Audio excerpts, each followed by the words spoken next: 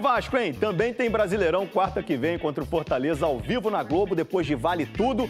Quem sabe tudo de Vasco é Camila Barbieri. Boa tarde, Camila.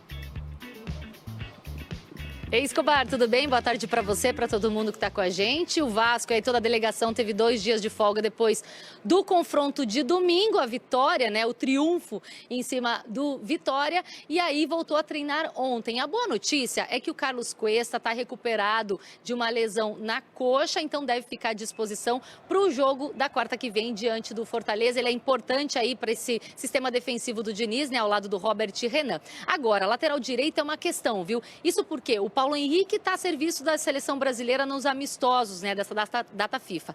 E o Puma Rodrigues está a serviço da seleção uruguaia. Então, se eles não voltarem a tempo ou não tiverem condições para esse jogo contra o Fortaleza, o Fernando Diniz tem como opção o Paulo Ricardo, não cantor, viu? Ele é o lateral direito de ofício da base aí do Vasco, ou também o Tietê ou até mesmo o Carlos Cuesta podem ser improvisados nesse lado aí, Escobar. Camila Barbieri, a repórter fora de série. Um abraço para você, Camila. O Vasco registrou... Ai, agora ele vai se achar. Certo. O melhor ataque do Campeonato Brasileiro desde a chegada do Diniz. 35 gols foram marcados com o treinador. O saldo do Vasco é 42 no Brasileirão, tá? Saldo não, o ataque. Ataque. Isso. Peraí. 35 gols em tudo? Sul-Americana, Copa do Brasil? 35 gols Tá. pós-Diniz. Pós-Diniz. Eu pensei, gente, no Brasileirão, só no Brasileirão o Vasco tem 42 gols, assim como o Mirassol e o Palmeiras. O Mirassol passou ontem. Passou, verdade, fez mais 2 golzinhos. O número supera, inclusive, o Palmeiras, Flamengo no recorte, tá? Ambos logo atrás no ranking com 33 gols. Apesar do principal jogador do time, Verratti, viver a sua maior seca de gols na história, eu acho que talvez da carreira do Verratti, tô chutando, ainda mais no Vasco, com certeza. Com certeza. A bola aérea ainda segue como a principal arma sob o comando de Diniz. E a máxima que o Vasco só ganha se tiver 3 gols no placar. Isso é meio surreal. Eu tava vendo o jogo do Vitória e falei, mais uma vez isso vai acontecer. E aconteceu. A única vitória do Diniz por 2-0, sem ter que fazer 3 gols, foi em cima do Cruzeiro, em que poderia ter feito 3 gols, produziu para isso. Então, sem dúvida alguma, se tem alguém feliz, é o torcedor vascaíno. Porque qual é o momento mais importante, mais feliz do futebol? O gol. O gol. Quem mais está comemorando no Brasil é o vascaíno. Aqui, deixa eu te fazer uma pergunta rapidinho, uma coisa séria. Tu tá parcelando? O quê? A minha sorte? Cerveja que joga pro alto quando... Não. Porque olha só, se eles têm essa mania, de jogar... De gastar mais sorte. Não gasta não. E se eles têm essa mania, cada gol que você... Quem já foi em São Januário vê. Cada gol que sai, joga a cerveja pro alto. Sim. Se vocês estão fazendo 3 gols pra ganhar, são 4 cervejas só pra jogar. Fora que você vai consumir. Olha o copo meio cheio. Ainda bem que é cerveja.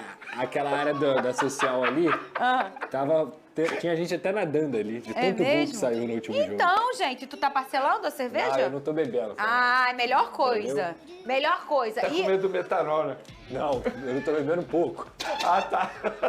Olha aqui. O Ryan vai ficar ou vai sair do Vasco, Pedrosa? Essa é uma discussão aberta, Fernanda, porque o Ryan é um jogador que certamente se valorizou. Talvez dentro do futebol brasileiro nenhum atleta tenha se valorizado como o Ryan na temporada 2025. Cada gol que ele faz aumenta o valor, cada participação, cada momento e cada partida grande que ele consegue desempenhar. Sem dúvida alguma, o mundo inteiro está olhando para o Ryan. E o Vasco tem um impasse, se vier uma proposta muito alta mesmo, que seja boa pro Ryan e boa pro Vasco, pode ser que ele saia no final do ano. Mas se não vier nenhuma proposta dessa e o Vasco, por exemplo, se classificar para uma Libertadores, seja ganhando a Copa do Brasil ou até mesmo numa pré-Libertadores, é uma possibilidade de você apresentar um projeto pro Ryan e falar assim, Ryan, fica aqui, cara, até o meio do ano, vai jogar Libertadores, você tá muito bem. Quantos e quantos jogadores a gente não vê, inclusive gente arrependida, Vene, sendo vendido e olhando, opa, fui vendido, fui pra onde falaram que eu ia e não tá muito legal. Cara, não só o Gerson, que eu até brinquei aqui, o John Arias também não tá jogando lá no Watford. É um jogador que tudo bem, tem um sonho europeu e tudo mais, mas tem que pensar na própria carreira. Então, pro Ryan, se a venda dele não for, primeiro, para um clube de primeira prateleira na Europa, ou pelo menos segunda, e uma venda benéfica também, não só para ele, mas também para o Vasco, eu acho que tem que ficar no Vasco mesmo, cada vez aumentar seu valor, e as pessoas esquecem, o Ryan só tem 19 anos. É Se ele muito novo, né? continuar aqui ano que vem com 20, o valor dele de mercado continua muito alto. Então eu acho que é um trabalho que tem que ser feito com o Vasco, com os empresários, para entender o que é melhor para o Ryan. Esse é o mais importante. Vamos seguir aqui o Sport Center com notícia envolvendo o Vasco da Gama.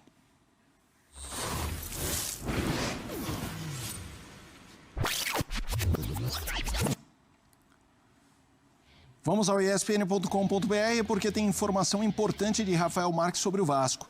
O assédio de clubes europeus ao atacante Ryan nos bastidores segue crescendo cada vez mais e o Vasco já planeja a sua temporada 2026 sem a joia no elenco. De acordo com fontes, a cláusula de rescisão do atleta é de 40 milhões de euros. A reportagem apurou que há times interessados. O Cruz Maltino sinalizou que aceita abrir conversas com ofertas a partir dos 30 milhões de euros. Fontes, porém, dizem que um negócio poderia ser fechado na casa dos 20 milhões de euros fixos, mais 5 milhões de euros em metas. E nós temos os números do Ryan pelo Vasco desde a estreia do Fernando Diniz. Ele foi titular em 27 jogos, segundo no ranking do time, tem 11 gols. A média dele por jogo de gols é de 0,41, 3,4 finalizações por partida, finalizações no alvo por jogo 1,3, dribles tentados 2,8 e faltas sofridas 1,6. No ranking do time a gente vê como ele é importante para a equipe do Fernando Diniz. André Kfouri, o Ryan, ele é mais importante dentro de campo hoje para o Vasco ou ele é mais importante realmente pelo dinheiro que ele pode gerar para o clube? As duas coisas andam juntas, né? Tecnicamente ele é um jogador que é diferente. O Vasco depende muito das boas jornadas do Ryan e ele tem apresentado essas jornadas com frequência.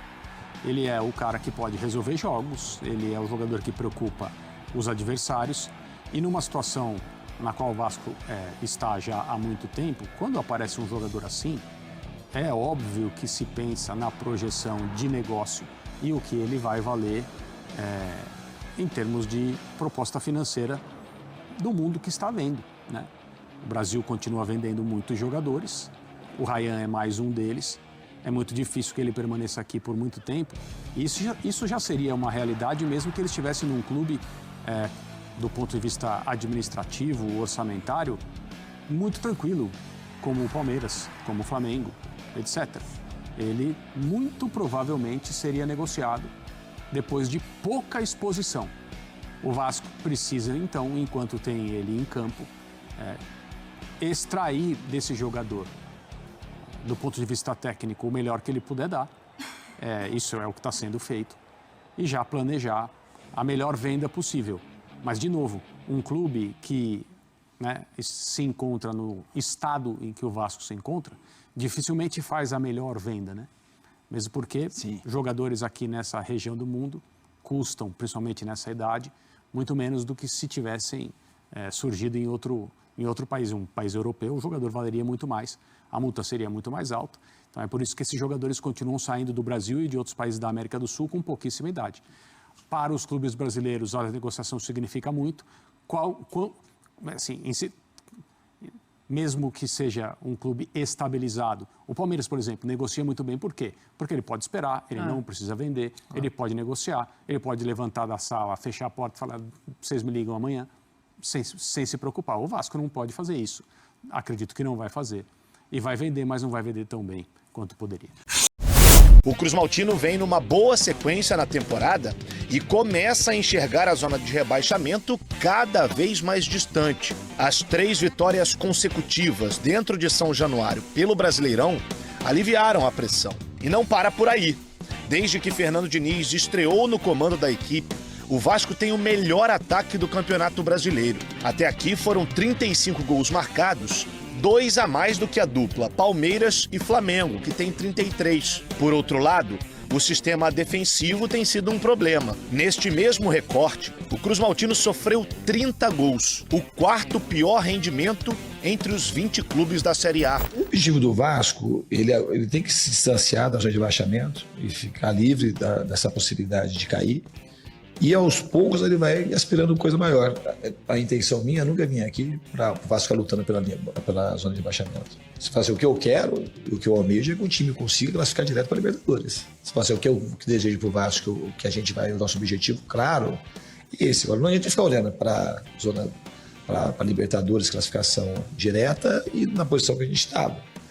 E agora também a gente tem que saber olhar para cima e olhar para baixo, que isso facilita a gente encarar melhor o próximo jogo. A gente não pode relaxar, entrar achando que vai ter jogo fácil no campeonato. Cada jogo pra gente é uma decisão, tá decidindo alguma coisa. Esses últimos jogos estava decidindo a gente sair do rebaixamento e provavelmente daqui para frente começa a decidir em que lugar que a gente vai ficar na tabela. Mais de Vasco da Gama com o Rodrigo Brandão. Vegeta, hoje haverá uma reunião muito importante para o Vasco. Os credores do clube foram convocados para uma Assembleia Geral que será realizada daqui a pouco, às 14h, lá na Barra da Tijuca, reunião que vai determinar o futuro do plano de recuperação judicial apresentado pelo clube. O objetivo dessa Assembleia é dar aos credores a oportunidade de aprovar, rejeitar ou modificar o plano de recuperação judicial. O plano vai definir como esses credores serão pagos e de que forma o Vasco e a Vasco SAF vão reorganizar as suas dívidas. Caso haja uma aprovação dos credores, a proposta será encaminhada à Justiça para a homologação. Se for rejeitada, a administração judicial conjunta vai conceder o prazo de 30 dias para que um novo plano seja apresentado pelos credores. No fim de agosto, o Ministério Público do Rio de Janeiro apontou graves ilegalidades no plano de recuperação judicial apresentado pela Vasco SAF, especialmente no tratamento de dívidas trabalhistas. O MP citou a necessidade de correção dos pontos ilegais antes da Assembleia que será realizada hoje. O MP classificou as cláusulas como abusivas, discriminatórias e que afrontam o ordenamento jurídico. A gente não tem informações se o clube corrigiu os trechos do documento antes dessa Assembleia que será realizada daqui a pouco. Se não houver quórum, uma nova Assembleia será convocada para o dia 20 de outubro. Mais tarde, dentro do Papo 2, a gente deve ter novidades com relação a esse tema muito importante para o futuro financeiro do clube. Valeu, Vegeta. Valeu, Brandão. Se é Vasco, tá na colina.